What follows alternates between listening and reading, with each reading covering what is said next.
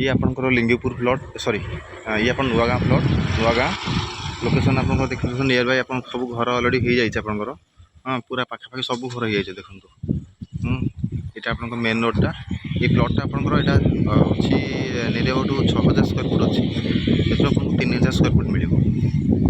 3000 तो 3100 मिले आपको 3100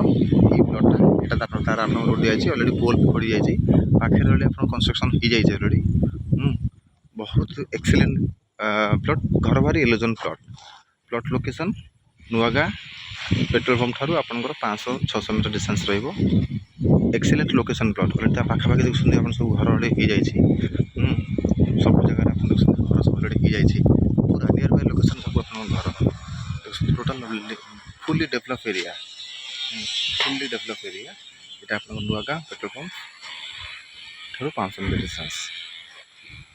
प्लॉटा आपको ईस्ट फेसिंग रोचे excellent location plot. Thank you.